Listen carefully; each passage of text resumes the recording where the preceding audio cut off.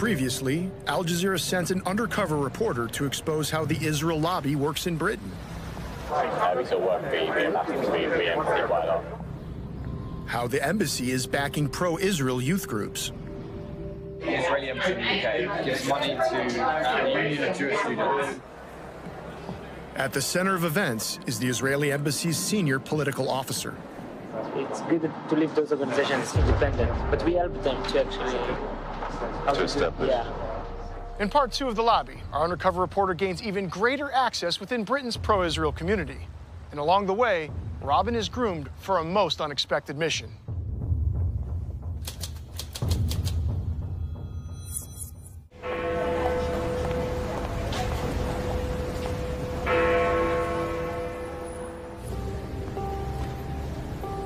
Our undercover reporter has held meetings with the senior political officer of the Israeli embassy in London.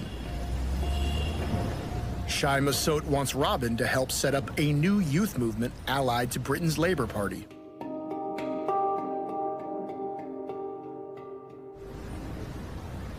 It will soon be time for the party's annual conference, and he's keen that Robin attends. So we are going to be there a huge group. From the embassy, we're going to be like about 5 people. And they're going to be an MK from Israel and 8 young labor from Israel. He suggests Robin liaise with the heads of other pro-Israel movements. So Luke Erkas is the director of We Believe in Israel. He's a great guy. So you know him? Of course. So Luke is a great guy. Of course, I know. He's a great friend.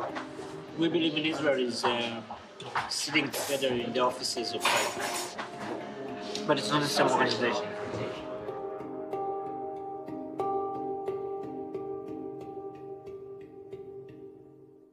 He's a great campaigner. He's one of the best in the inside. In all the party. Seriously, there's not a lot of people like him. And Luke asked him if he's keen to... Can I mention your name towards Luke? Yeah. Shai also suggests that Robin contact Michael Rubin to take forward the idea of attracting pro-Israel young people to labor. Drop to Michael an email. And so I'm keen to do that. I just need your umbrella. And then you need a business card. That's it.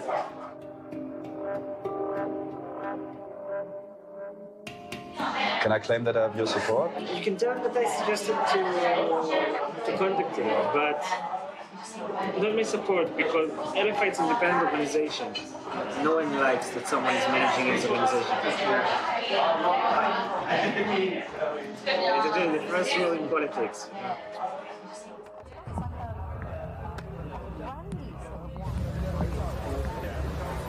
The embassy helps us quite a lot, when bad news stories come out about Israel, the embassy sends us information so we can sort of counter it, getting it directly from a horse's mouth, as it were. It's quite helpful. We work really closely together. But a lot of it's behind the scenes. We've got to be careful because I think there's some people which would be happy to be involved in a young LA party who wouldn't necessarily be happy if it's seen as an embassy thing. So I think Shai helping with the background, yes. So I think definitely keeping Shai up to date and letting him know what we're doing. I think we just have to be careful for it not to be seen as a young Israeli embassy, like we want it to be distinguished by itself. So we do work really, really closely together. So it's just publicly, we sort of try and keep LFI as a separate identity to the embassy because being LFI allows us to reach out to people who want to get involved in the embassy. Keeping it as a separate thing is actually better for everyone because ultimately we've got the same end goal of getting more young people to be pro-Israel and understand the conflict. So it's just how you do it.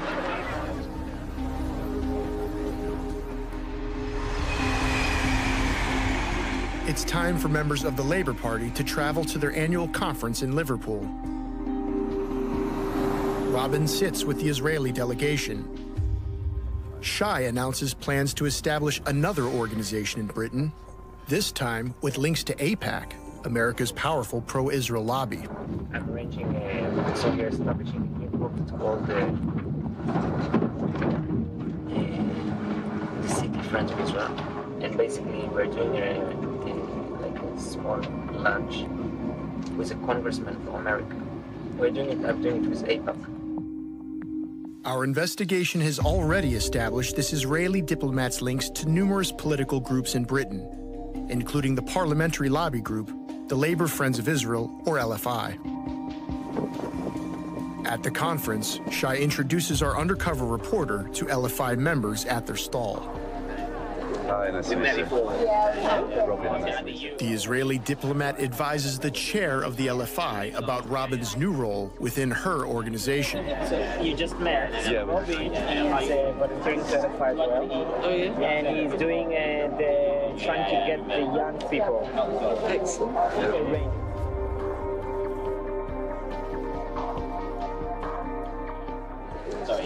He's trying to arrange another delegation, maybe, another young activist of LFI. They discuss paying for influential MPs to take a government-run tour of Israel. What happened with the names that we put into the embassy, Shai? And just now got the money. It's more than £1 million. It's a lot of money. And then and now I got the money. So from Israel. So it's not physical. Yeah, it's improvement. And then I didn't think you had it in your bag.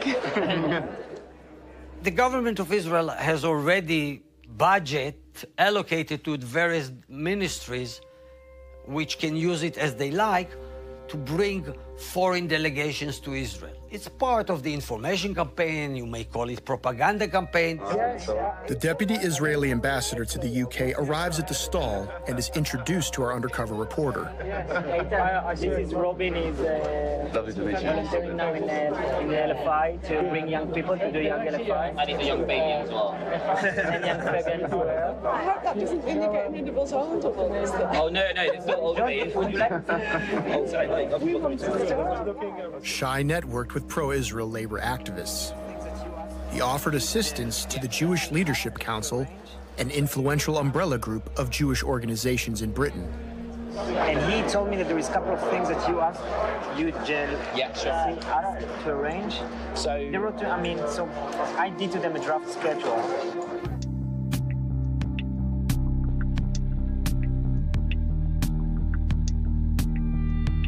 my understanding is it was just more of an offer from us to them to help facilitate anything they need with some suggestions of what to do.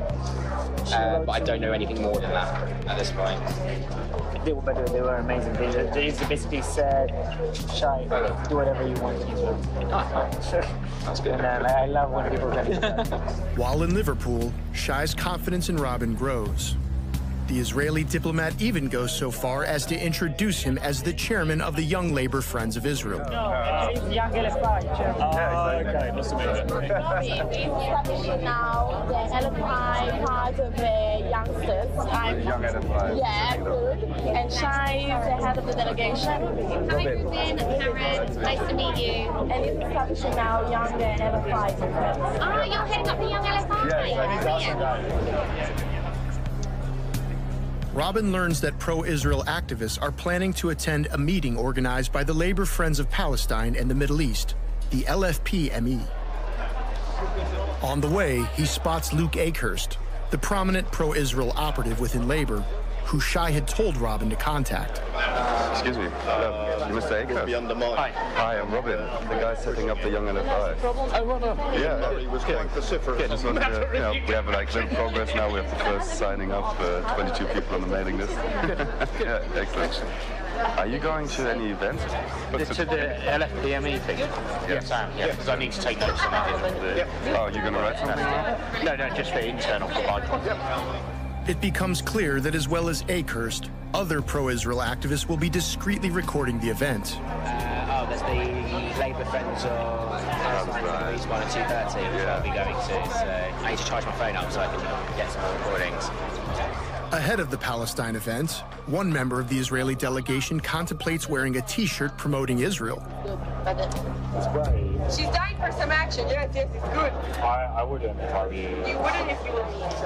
Well, I mean, Akos is going to write a report anyway. These are our spies. Oh, right. Which is why you can't wear that T-shirt, because then everyone...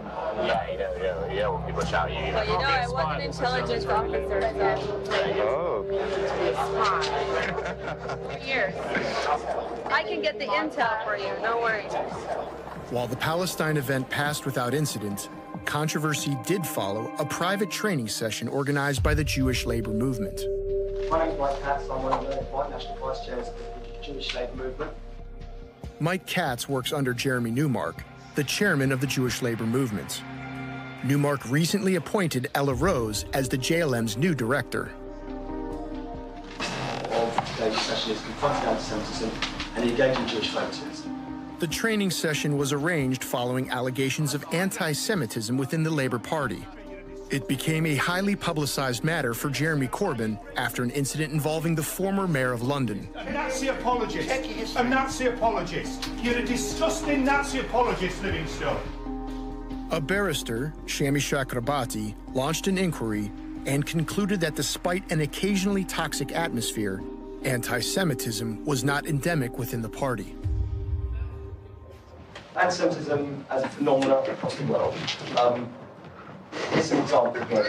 1992, Buenos Aires, Israeli embassy, 29 killed, 242 injured.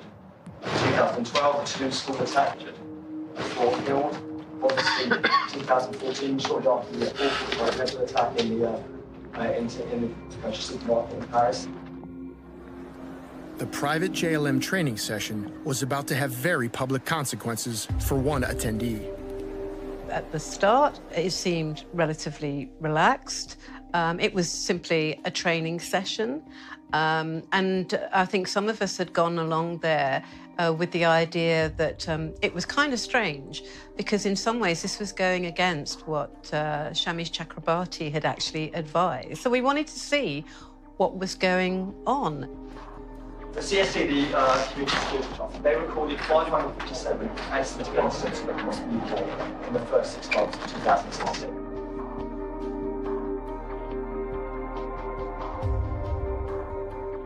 That is an 11% increase in the period in 2014.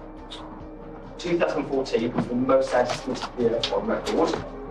One member of the audience challenges how the list was drawn up. And I'm wondering if I'm now going on that list, because my MP actually sent a letter to Jeremy Corbyn asking him to bar me from the Mali landscape because I was an example of anti-Semitism, because his office trawled through my Facebook page and found an article that I'd shared by Norman Finkelstein. Finkelstein wrote, in what many considered a humorous post, that one way to deal with the occupation of Palestinian land was to move Israel to the United States. In the past, anti-Semitism was hating Jews for being Jews. Now Israel tries to extend it to say that this is any criticism about what Jews are doing is also anti-Semitism. If you question the right of Israel to be a Jewish state, then you are not different from these classical anti-Semites. This goes back to the training session. They do this by saying most Jews relate to Israel as being an important part of their identity. What you need to do is recognise that Israel is an integral part of the vast majority of Jewish communities' identity. Therefore, if you attack Israel, you are attacking their identity. You've got to create a welcome space that is fair. I think you need to be careful with your language and about your references to the Holocaust. And what you might say to actually delegitimise that right of Israel, that basic right of Israel as a country to exist. That is not appropriate. Zionism, Zion, not a term of use. And it's in any Labour Party appropriate. Zionism is the political ideology that Israel has the right to exist as an exclusively Jewish homeland in historic Palestine. I'm Jewish, and I don't agree with the concept of the Jewish state because it gives me the right to live in Israel, whereas a Palestinian who's been displaced, well, that's the right for me. So if that's not appropriate, are you really saying it's not appropriate for us to have a political discussion? The Jews of Europe had the right to look for a safe haven. There's no doubt about it. When they were persecuted by anti-Semitic governments and movements, and definitely the Jews had to save themselves when this anti-Semitism has turned into the Nazi machine of destruction and genocide. The question is, do people who were persecuted in Europe have the right to displace people of another place? Can the abused become an abuser? You are saying effectively that Zionism, is not open to debate as a concept, then that is really worrying. Anti-Semitism, like any form of racism, is deplorable. And my feeling about how to tackle this is for Jews to be standing boldly and squarely alongside our black comrades, our Muslim comrades, who are much more at the moment the target of racism than sanctions at the moment we are. As well as our undercover reporter, someone else was secretly recording the debate. I'm laughing because by the time the row actually broke out, I was on my way home. I mean, none of us thought anything about this training session.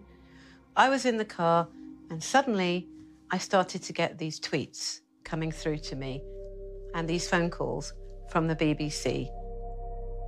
A secretly recorded clip was leaked to a news outlet. What was actually leaked were certain little segments that would be as controversial as possible. In terms of Holocaust Day, I would also like to say, wouldn't it be wonderful if Holocaust Day was open to all people who've experienced Holocaust? And if the Jews... As soon as I spoke, if you like, there was a ripple in the room. And I was just constantly interrupted. Well, actually, in practice, it's not actually circulated and advertised.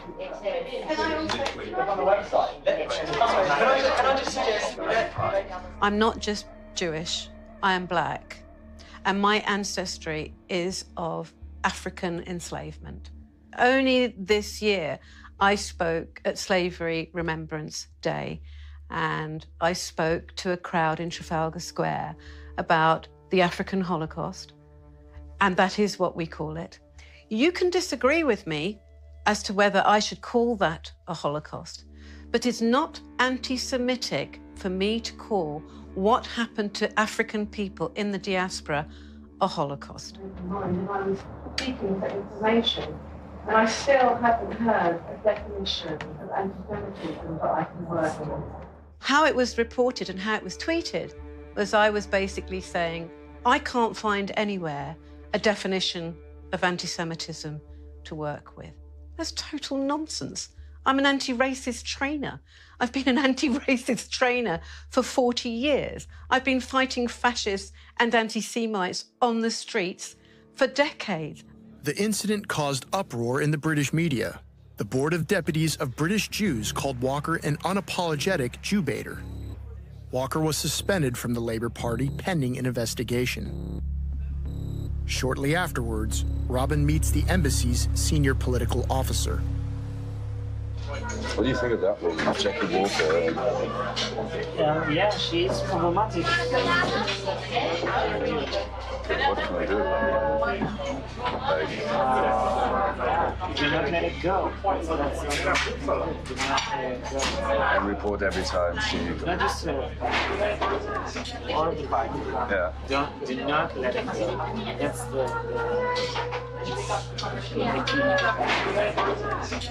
key. In recent years, there is a growing tendency within the government to smear people who are anti-Israeli or anti-Zionist also to be anti-Semite. But not all anti-Israelis and anti-Zionists are anti-Semite. On the contrary. If they accuse anybody of anti-Semitism, it's basically as bad as kind of accusing somebody of being a paedophile or a murderer, you know, and it's really hard to come back from that. All right, have a good day. Meanwhile, our undercover reporter spots Ella Rose across the road. News had broken of Ella's former job at the Israeli embassy, which had not been widely known. She's in tears because of what she considers anti-Semitic harassment. You're right. It's been a tough week. Tough week. Sorry to hear that. It's all right. Essentially, Electronic Intifada released that I worked at the embassy before JLM, and Jackie Walker's been slamming me online all week, and I just had to stand in front of her. It was really hard. It was really hard. It's over. I'm gonna go run a rally and say, F you. F you. The anti-Semite lot of them. Oh, my God. When our undercover reporter next met Ella, she had regained her composure. I saw Jackie Walker on Saturday and thought, you know what, I can take her. She's like 5'2" and tiny. That's why I can take Jackie Walker. Tarafından training.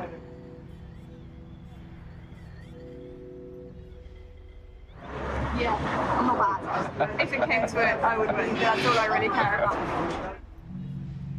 Oh my gosh.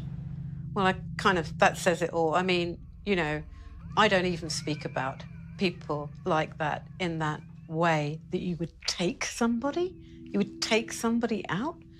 And she's speaking about another Jewish Labour member in this way. I think that's breathtaking. It's absolutely breathtaking. I'm just stunned. The report that Ella worked at the Israeli embassy had appeared in the Electronic Intifada, a pro-Palestinian news website. Ella Rose had been working for a year at the Israeli embassy in London, something that wasn't widely known at all, that had been, as far as I could ascertain, had been essentially covered up. Oh, that's a Win Stanley! He was the one that wrote the douchey things about me. He's in bed.